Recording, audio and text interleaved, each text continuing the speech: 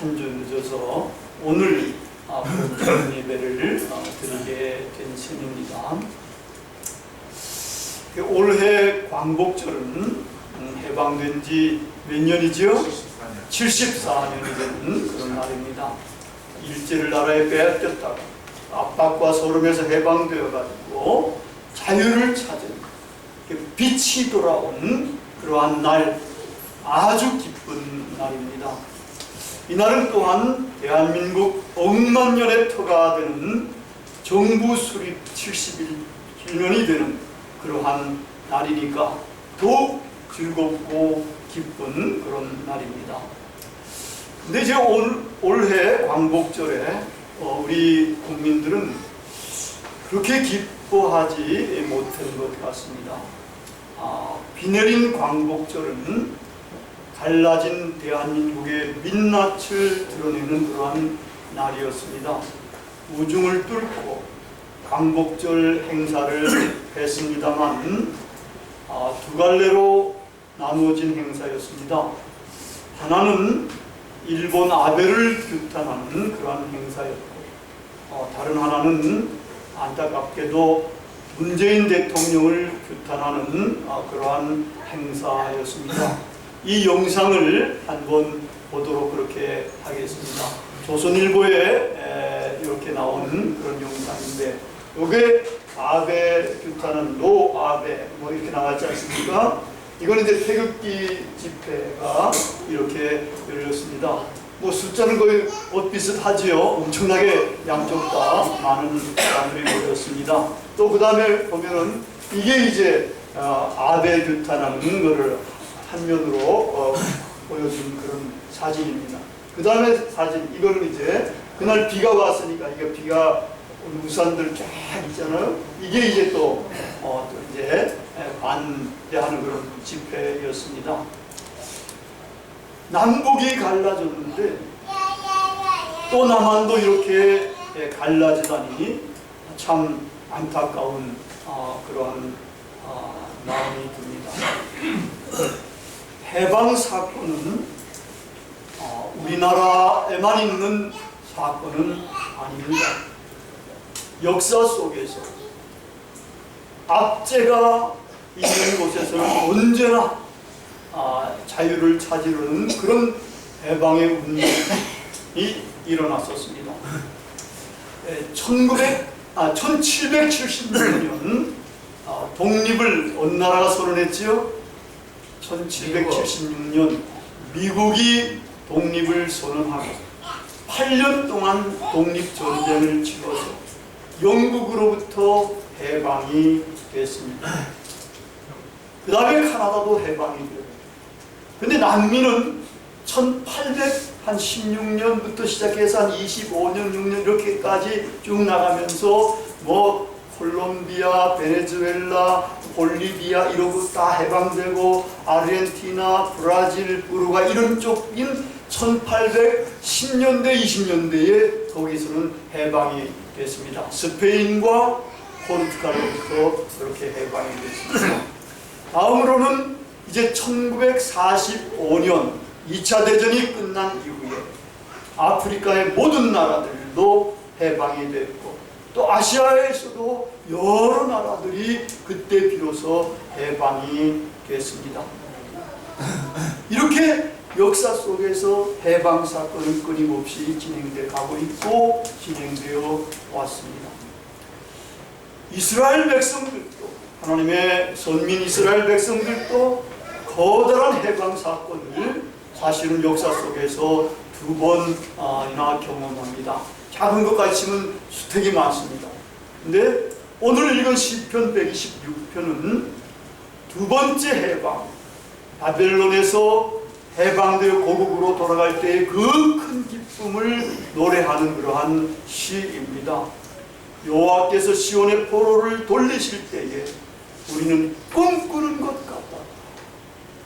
70년 동안의 압제 속에서, 그것도 그 고향 땅에 있었던 것이 아니라 바벨론으로 끌려가서 이방 땅에서 노예 생활을 하고 있었는데, 거기서 하나님께서 해방 사건을 일으켜 주셔가지고 포로를 이제 시온으로 돌려보내는 겁니다. 그럴 때에 그들의 입에는 웃음이 가득했다. 혀에는 찬양이 가득 찼다. 얼마나 해방의 사건이 기뻤으면 그랬겠습니까? 이렇게 자유를 찾은 민족이 기뻐하면서 그 자유를 끝까지 지속해 나가면은 그게 제일 이상입니다. 근데 꼭 그렇게 되는 게 아니에요. 그 이스라엘을 보면은 그렇게 해방을 맞았다가 한 해방 사건이 이제 쭉 지나면서 한 150년 정도 지나니까 누가 등장하는가 하면은 알렉산더 대왕이 등장해가지고 정복을 쫙 해버리면서 이스라엘도 다시 정복이 되는 겁니다. 그리고 알렉산더는 얼마 안 있다가 젊어서 죽지 않습니까? 그 다음에 알렉산더를 이어받은 셀레쿠스라는 그쪽의 가문이 이제 시리아를 만들어가지고 이어받아가지고 이스라엘을 약 한 150년 정도 이렇게 지배를 하는 겁니다. 이 시리아에 대해서 이제 이스라엘 백성들이 이제 일어난 겁니다. 마띠아 가문이 일어나가지고 거기서 독립전쟁을 해서 30년 만에 나라를 이제 시리아로부터 해방을 시킵니다. 그래가지고 요 나라는 한 100년 정도 지속되다가 그 다음에 누구한테 또 이게 망하는가 하면은 로마한테 BC 64년에 망하게 됩니다. 그리고 난 다음에도 이 로마의 억압을 받고 헤롯 대왕의 이게 통치를 받다가 보니까 너무 백성들이 힘들고 그러니까 거기서 이제 민족주의자들이 또 항쟁을 해가지고 로마와 전쟁을 합니다. AD 66년에서부터 70년까지 이래가지고 전쟁하면 어떻게 될 것 같아요? 한마디로 작살입니다. 작살이 납니다. 게다가 또 이제 로마인들이 그래도 예루살렘에 유대인들을 거하게 해놓으니까 한 50년, 60년 지나니까 또 거기서 민족주의자들이 발흥해가지고 이제 또 로마하고 AD 132년부터 135년까지 전쟁을 합니다. 이러는데 역시 완전히 작살이 납니다.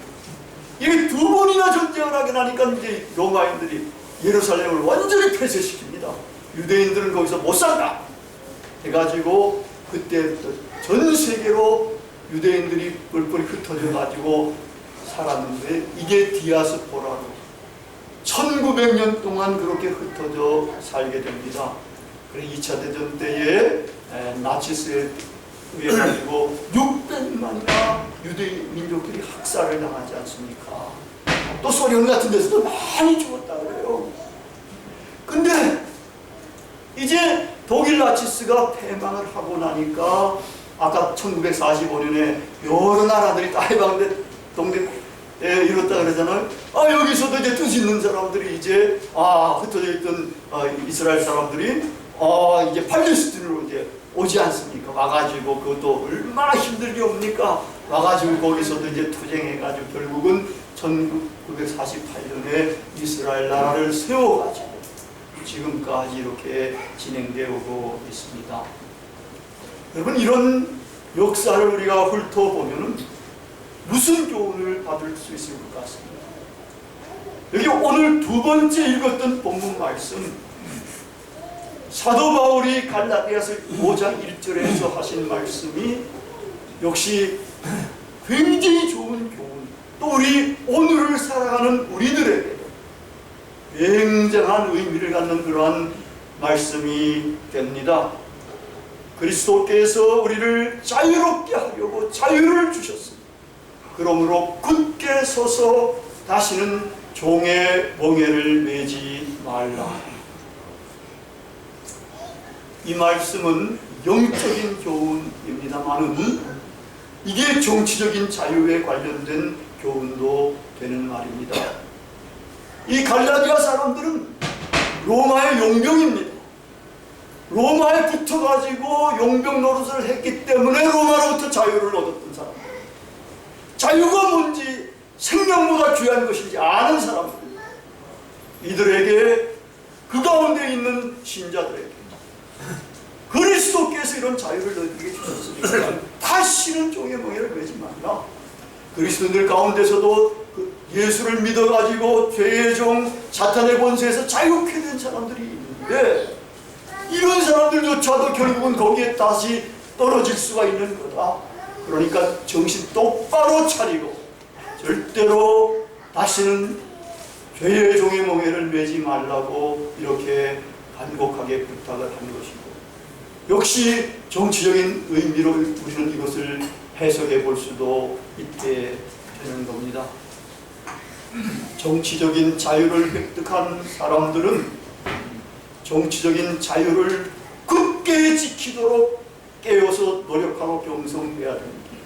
다시는 종의 멍에를 매게 되면 비참한 역사가 그들을 기다리게 되는 겁니다. 여러분, 해방이란 단어가 묘합니다. 거꾸로 읽으면 뭐가 됩니까? 방해. 누가 이야기했습니까? 예, 방해. 해방의 말을 약간 틀어가지고 발음은 비슷하게 할 수 있으면 그건 무슨 말이 됩니까? 회방. 여러분, 해방이라는 것, 해방을 받은 나라의 민족들은 잘 생각하면서 살아가야 됩니다. 회방하는 사람들이 내외로 있게 됩니다. 안에도 있고 밖에도 있게 됩니다. 방해 세력입니다. 자유를 방해하는 그러한 세력들이 있게 됩니다. 해방의 기쁨을 지속적으로 우리가 누리려면 해방된 나라의 주인의식을 가지고 파수꾼처럼 깨어 경성해야 합니다. 자유를 회방하는 방해 세력으로부터 나라를 지켜야 합니다. 그렇게 하지 못하면 엄청난 참상들이 역사 속에서 끊임없이 되풀이되어 왔던 겁니다. 한 가지 소개를 합니다. 저 어둠의 세계, 북조선의 현실을 세상에 알리고 북녘 주민 모두가 자유를 찾고 노예에서 해방되어 사람답게 살 수 있게 해야 한다. 내가 대한민국에 못 가더라도 이 글만은 반드시 출판되어 북조선 사람들이 김일성 부자의 잔인한 독재 체제에서 얼마나 많이 굶어 죽고 병들어 죽고 얼어 죽고 맞아 죽고 신음하며 살고 있으며 자유를 갈망하고 있는지 알려야 한다. 한채원 씨라는 사람이 자기 자녀에게 한 말입니다.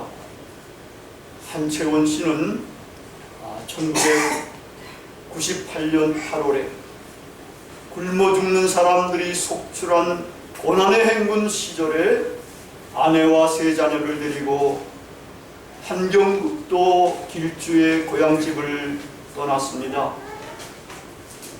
북조선을 버린 겁니다.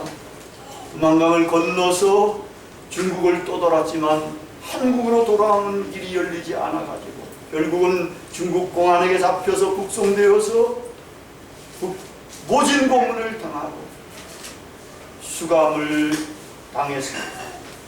2번이나 그런 일들이 일어났습니다. 그래서 2번째는 자기가 수감하면서 수감한 생활을 기록을 했습니다. 그래서 이 수감기가 이게 압수당할까 봐서 복사본을 만들어 가지고 또 이제 자기가 숨겨놓기도 하고 맡겨놓기도 했습니다. 2000년 9월에 다시 탈북을 합니다. 한씨 부부 둘이는 대련으로 가고 자녀들은 또 딴 곳으로 가고 이렇게 했는데 부부는 다시 또 불행하게도 중국 공안에게 이제 발각이 돼가지고 북송이 돼가지고 수감이 됐습니다. 거기서 이제 이 한씨는 얼마 있다가 소천을 했습니다. 따로 움직였던 이 세 자녀는 무사히 탈북해서 중국을 거쳐가지고 저 인도네시아 반도를 통해가지고 결국은 이제 우리 대한민국의 품에 안겼습니다. 그렇게 해서 그의 이 수감기는 한의사가 된 둘째 딸 한봉희 씨에 의해 가지고 19년 만에 출판이 되었고 북한의 실상이 세상에 알려지게 되었습니다. 그런데 북한이 조선 인민민주공화국이 노예공화국이라 일제에서 해방되어가지고 자유롭게 해방을 받았는데 어떻게 해서 다시 종해몽해를 메고 세계에서 가장 가난한 노예공화국이 되었겠습니까? 도대체 이 이유가 뭡니까? 이 한봉희 씨의 인터뷰 기사에서 그 실마리를 발견할 수가 있는 것 같아요.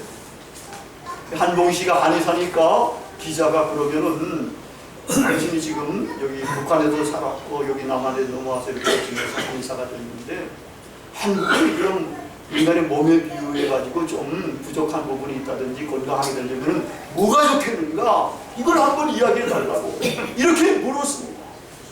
근데 그녀가 이렇게 대답하는 가운데 보니까 복지가 나라를 좀먹고 있는데 공짜라면 무조건 좋아하는 태도가 평등을 쫓다 추락한 북한 사회를 보는 것 같아서 가슴이 아프다. 정말 위정자들이 똑바로 북한을 보고 똑바로 정치를 해야 되지 않겠느냐 이런 식으로 대답을 하더라고요. 거기 보니까 북한이 그렇게 된 이유가 나오지 않습니다. 북한은 포퓰리즘과 평등을 쫓다 인민이 노예로 전락한 그런 노예 공화국이 됐습니다. 여러분, 남한은 일제에서부터 해방이 되어가지고 자유를 쟁취했습니다. 자유민주주의 공화국이 됐는데 지금 이렇게까지 우리가 자유를 누릴 수 있었던 것은 무엇 때문입니까? 정치가들 때문입니까? 여기에는 끊임없이 독재자들이 등장하는데 거기에 대해서 우리 한국 국민들이 들고 일어나가지고 그 독재의 항거를 했지 않습니까? 4.19 학생혁명이 그랬습니다. 87년 6월 항쟁등이 그랬습니다. 이래가지고 결국은 우리 한국은 이만큼이라도 자유민주주의 국가가 이렇게 된 것입니다. 여러분, 놀라운 겁니다. 자유와 평등이라는 말이 지금 나오고 있습니다. 얼마나 소중한 가치를 갖는 그러한 중요한 용어인지 모릅니다. 근데 평등과 자유 이 두 가지가 가장 아름답게 어울려지는 것이 최고의 이상입니다. 근데 어느 국가도 다 그렇게 이루는 건 없습니다. 자유를 더 강조하느냐, 평등을 강조하느냐. 근데 놀랍습니다. 역사를 훑어보면은 평등보다 자유가 더 고귀하고 더 인간 본성에 맞고 더 인간에게 행복과 풍요의 삶을 제공해 온 것 같습니다. 여러분, 자유, 하나님은 자유의 하나님이십니다. 하나님은 우리를 하나님의 자유로 인도하시는 그런 분입니다. 또 자유에 대해서 칸트는 이렇게 중요한 말씀을 했습니다. 우리 안에는 우주만큼이나 숭고한 것이 숨어 있는데 그것은 신성불같지만 자유다. 자유는 인류 전체와 더불어 이루어가야 할 윤리적인 과제를 일깨우면서 우리를 한없는 높이의 소명의식으로 모양합니다. 그렇기 때문에 자유가 뺏겨질 때에 우리는 목숨을 걸고 일어서게 되는 겁니다. 그래서 자유는 인간과 나라를 해방시켜 왔던 것입니다. 반면에 평등을 내세우면 평등은 그렇게 좋은 가치가 있음에도 불구하고 역사 속에서 공산주의 국가들의 가장 중요한 이념이 되어 왔습니다. 그렇지만 놀랍게 단 한 번도 역사 속에서 실현된 적이 없습니다. 그 사실을 알아야 되는 겁니다.